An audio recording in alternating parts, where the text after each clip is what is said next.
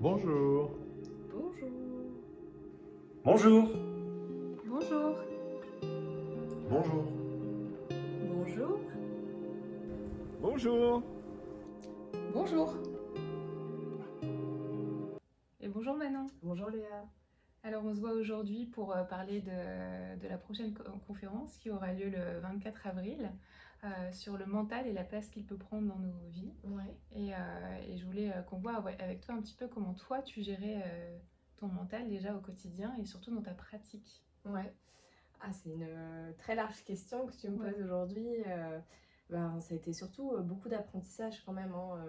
On va en parler le 24, mais on ne devient pas quelqu'un qui ne pense plus d'un coup, qui n'a plus de mental actif. Ça, c'est un peu, je pense, un mythe.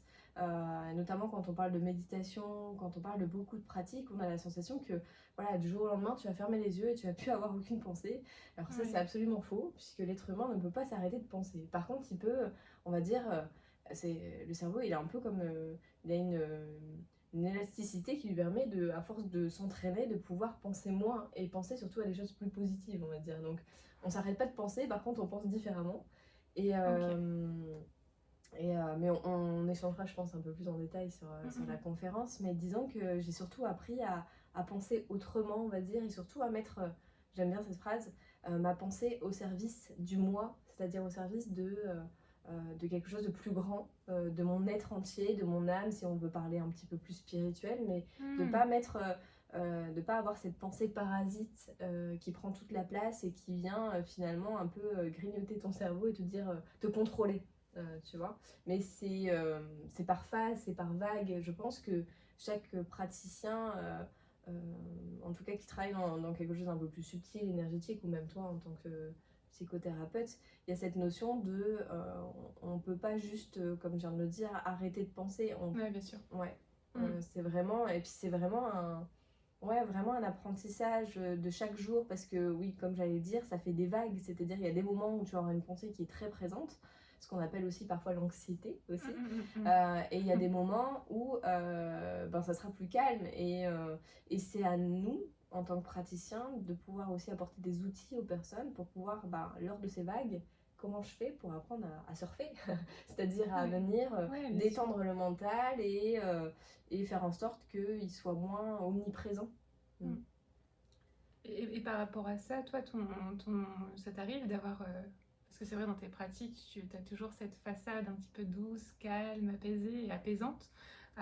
Mais après, tu restes un être humain et je suppose que parfois tu as des périodes de stress ou d'anxiété.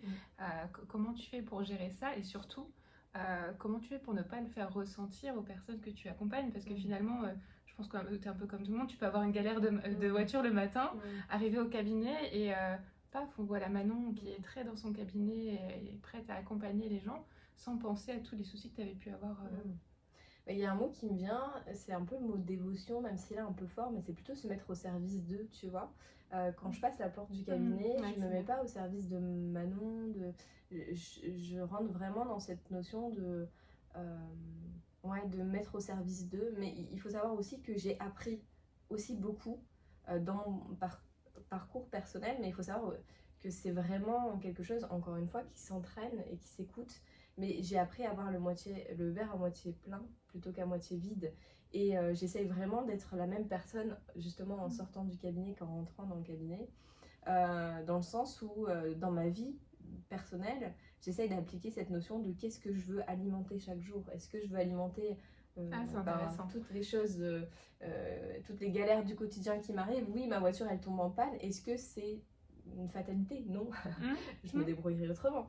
Bien sûr, ça va me faire prendre du retard, etc. Mais c'est vraiment cette notion de lâcher prise, en fait. Cette notion de prendre du recul par rapport à ce qui t'arrive et essayer d'alimenter ce qui est positif et que tu as envie de cultiver dans ta vie. Ouais. Je sais que c'est ça qui est difficile pour les personnes qu'on accompagne à entendre, de dire qu'il faut cibler le positif et essayer d'attirer son attention là-dessus. Mais effectivement, je le vois un peu aussi comme une mécanique. Plus on va s'entraîner et plus il y aura moins de graines dans l'engrenage qui font que ça va devenir quelque chose d'automatique. Mais après, voilà, c'est pas évident parce qu'il y a le train-train du quotidien qui fait qu'on en est là. Ah ouais, je suis complètement d'accord. Ouais. Je suis complètement d'accord et tu vois, c'est ce qui a moi changé un peu ma vision de la vie. Il y a vraiment eu un switch, je pense, à un moment donné, grâce à tout aussi, ces rencontres, ces pratiques un peu plus spirituelles, dans l'énergétique, dans le développement personnel, c'est-à-dire de réussir à alimenter ce positif-là, en fait. Et ouais, c'est un peu en switch parce que moi j'ai eu une période où j'étais très négative, hein. Je voyais le verre carrément à moitié vide plutôt qu'à moitié plein.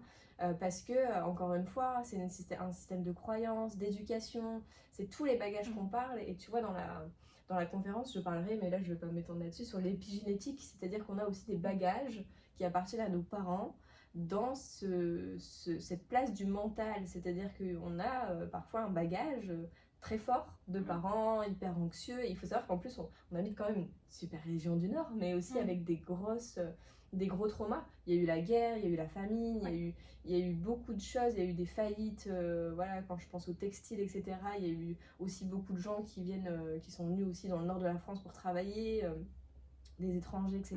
Et en fait, et qui ont perdu par la suite leur travail aussi.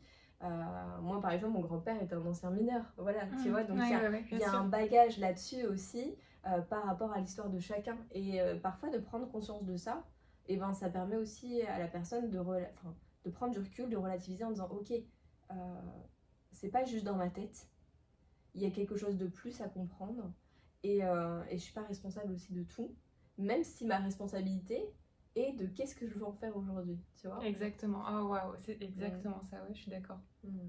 Ah, c'est beau.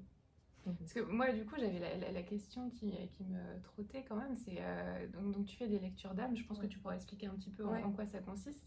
Mais c'est le comment tu arrives à dire paf, je suis là, je suis en lecture d'âme et je me concentre uniquement là-dessus. Mais d'ailleurs, comment tu fais? Comment tu... Alors, la lecture d'âme, c'est vrai que ça pose beaucoup de questions, de savoir. Il y a un peu ce côté mystique, magique de l'outil. Il faut savoir que c'est vraiment on va dire un lien, un pont entre le visible et l'invisible, et surtout ma connexion entre moi et l'autre. C'est-à-dire que déjà, pour faire mes lectures d'âme, je demande à la personne de m'envoyer une photo d'elle ou de lui, et je vais canaliser des messages qui me viennent en fonction de ce que je ressens.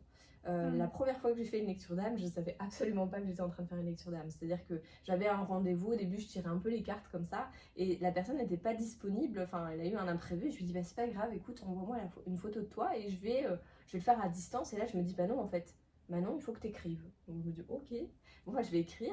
Et du coup j'ai commencé à canaliser des messages, enfin voilà, je commençais à écrire, et puis je me suis pas arrêtée, j'ai écrit 5-6 pages comme ça d'un coup. Et je me suis dit, ça c'est fou, tout ce que j'ai pu écrire en si peu de temps. Et quand j'ai retranscrit les mots, la personne m'a dit, mais waouh, c'est impressionnant, ça parle de moi, de mon histoire, ça parle de choses que j'avais peut-être même pas conscientisées, qui me parlent et qui font sens dans mon histoire et dans ce que je vis actuellement. Et en fait, pour moi, les lectures d'âme, c'est vraiment un retour à soi. C'est-à-dire que quand je canalise des messages, j'ai besoin d'être totalement présente, d'où l'association présence, d'être totalement présente à soi, donc de mettre le mental dans une petite boîte, même si encore, il faut savoir que quand j'écris, il y a forcément des filtres de mon existence qui passent, c'est-à-dire que c'est mon style d'écriture, il y a des mots qui ressortent parce que c'est ma manière de parler. On peut pas juste, sinon ça s'appelle de l'écriture automatique et ça c'est encore autre chose, mais sinon on peut pas juste enlever le mental en disant bon toi tu vas aller faire un tour et moi je prends tout le contrôle. Non, il reste toujours une notion. Il reste toujours dans un petit coin. Mais encore une fois, je me mets au service d'eux. Ouais, voilà un petit peu pour... Est-ce que j'ai répondu à ta question déjà? Oui, bien sûr, de savoir un peu couper et de mettre au service d'eux. Là où je pense aussi que ça va être intéressant pour les gens qui vont venir nous voir, ça va être la place. Donc on dit la place que prend le mental, mais moi je sais que j'ai beaucoup en séance la place que prend l'anxiété, la place que prend le stress, la place que prend les émotions négatives. Et tout ça, c'est des choses qu'on va vraiment aborder lors de cette conférence. Le but, c'est de vous apporter des réponses là-dessus. Et d'en parler avec nos différentes pratiques, parce qu'il y aura différents professionnels qui se mettront à votre service pour répondre à ces questions-là. Donc je pense que c'est une belle entrée en matière. Je ne sais pas ce que tu en penses. Ah ouais, totalement.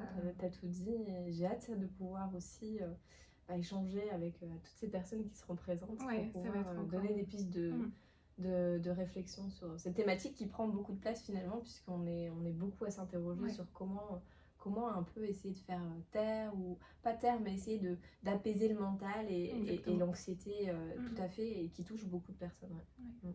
Merci Léa, Merci à toi Manon. c'était chouette. Et puis à bientôt, À bientôt. Au 24. c'est ça, au 24. Au revoir.